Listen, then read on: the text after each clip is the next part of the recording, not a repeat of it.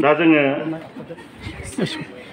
मान बावनो गोसो जादों जायफोर सुबुंफोरा जायफोर व्यक्तिया फादारजों उन उन थाफानानै फादारनि गोबांथार हाबाफारियाव हेफाजाब होदों बिथांमोनखौ जों खनसेयैनो जौसाङाव हांख्रायनानै बिथांमोनखौ मान बावनाय जागोन।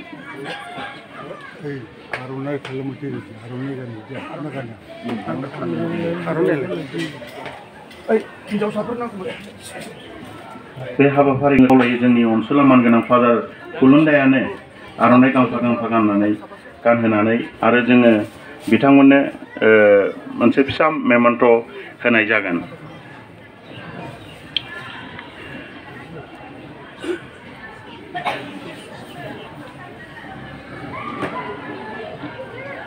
गिबि मानगोनां जोंनि बर' साहित्य सभानि आफादगिरि सार थरेन बर' बिथांखौ जोङो जौसाङाव हांख्रायहरो। लोगोसे समाज सिबियारि आब' अनजलि दैमारि बिथांखौबो जों जौसाङाव खावलायो। लोगोसे मानगोनां जों बिथां जायख्लं बसुमतारी बिथांखौबो जोङो जौसाङाव खावलायो। रुंसारि सुकुमार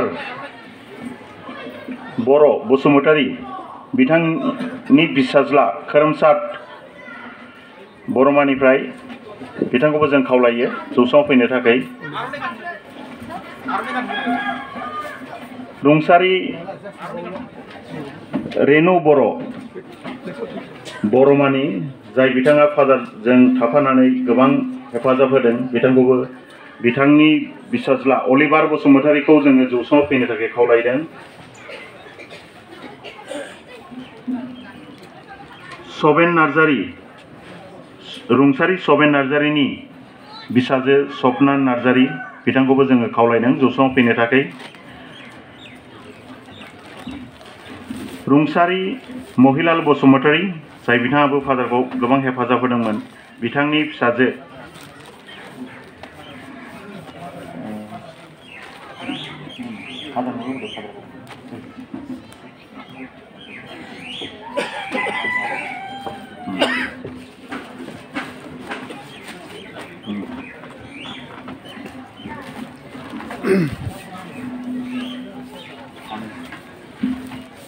रुंसारि महिलाल बसुमतारीनि फिसाजो फामि बसुमतारी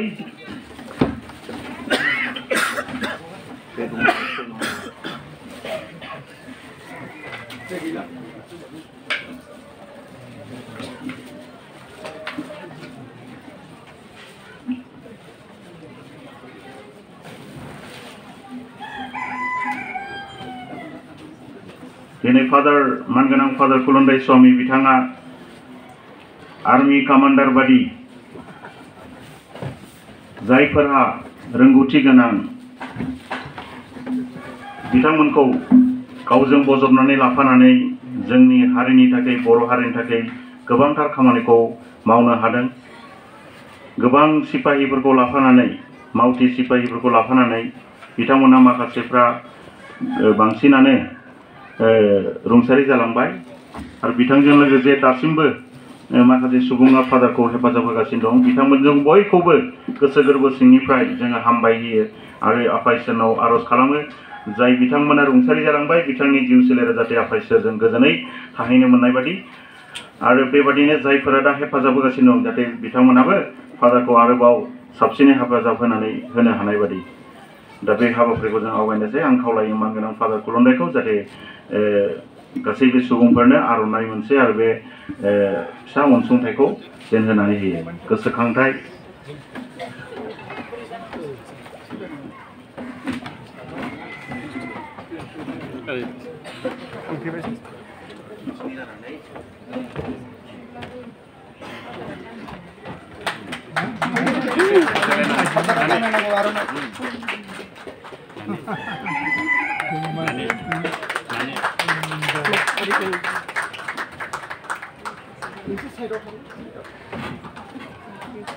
बे मावथि बिथांमोनखौ जोङो हामबाय होनायजों लोगोसे फादाराबो गावनिफ्राय हामबाय होबाय। बेनिखायनो फादारा दिनै बे हाबाफारिखौ मावफुंबाय जों बयबो कमिटिनि जानानै।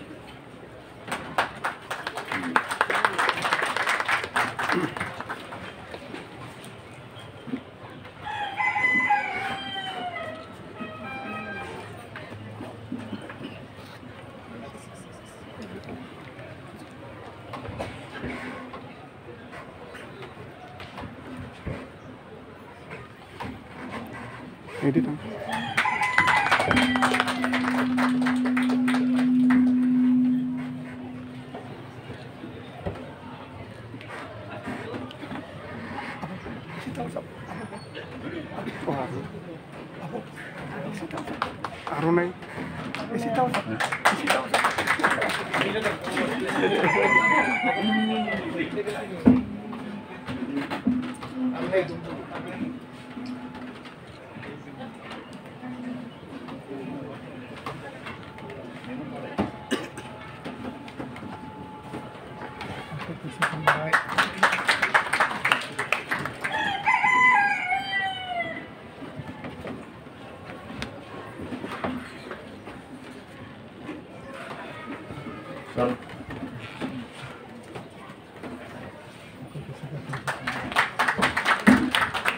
बेनि गेजेरावनो जोंहा दासिमबो फादारजों मावफानाय दङ दा बावसिन मावनाय हिसाबै जोंहा सासे सुबुं दङ बरमानिफ्राय लानानै फादारनि खिबुखौनो नागाराखै बिथाङा जोंनिनो मावफुं आफादनि सोद्रोमा जोंब्लाव जेम्स बिथांखौबो जोङो मान बावनो गोसो जायो आरो हामबाय होयो बिथाङा अननानै जौसाङाव फैदो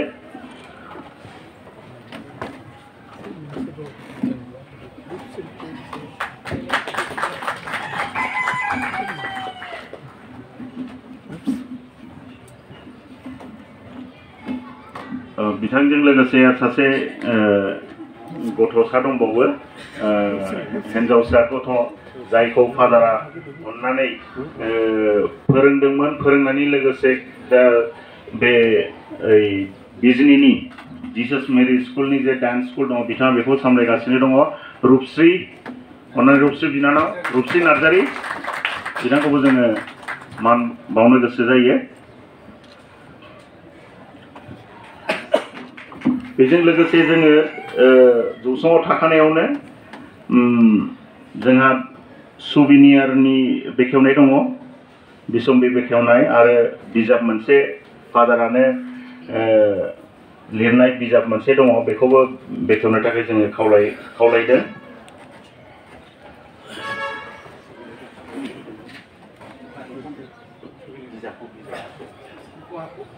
कलेन्द्र बिथां जोङो गिबियावनो बिसम्बिखौ बेखेवनोसै जोङो खावलायो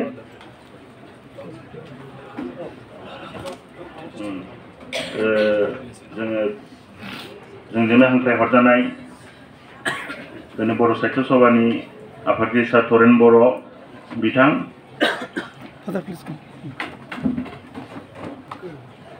आब' अनजालि बिथां आरो जोंनि मानगोनां अनसुला फादार खुलुमदायस्वामी बिथांमोना सुबुनियारखौ बेखायगोन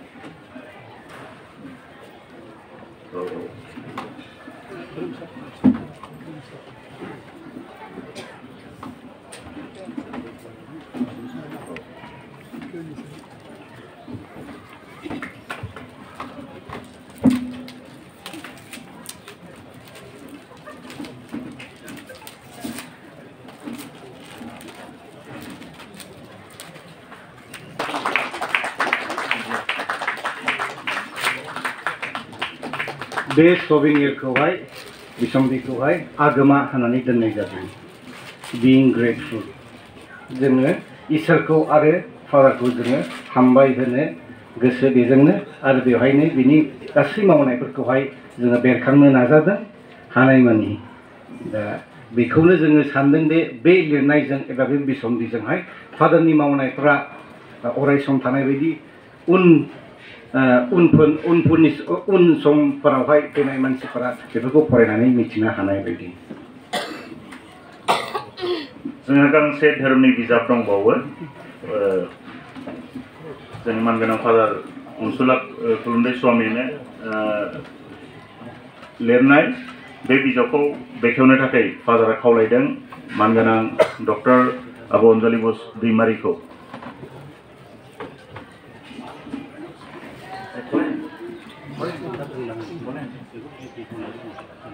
बिजाबखौ बेखेवनायनि सिगां फंनैसो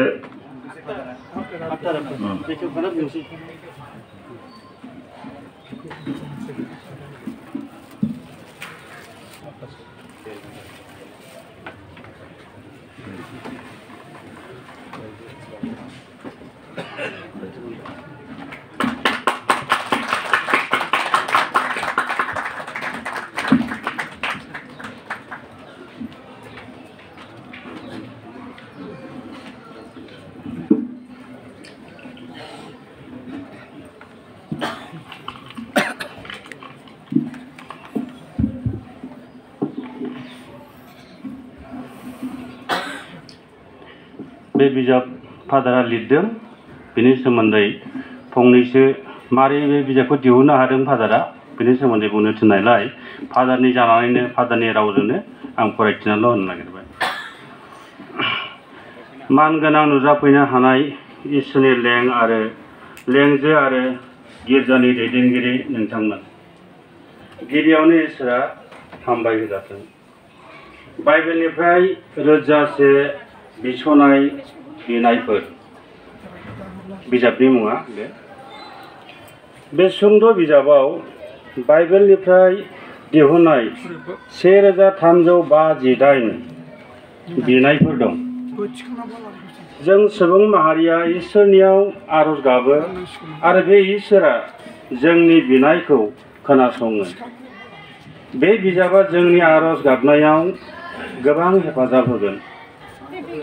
हारसिङै बिनाय, बिग्रा हान्जाफोरजों बिनाय एबा गोथार साक्रामेन्टनि खाथियाव बे बिनायफ्रा जोंखौ हेफाजाब होगोन।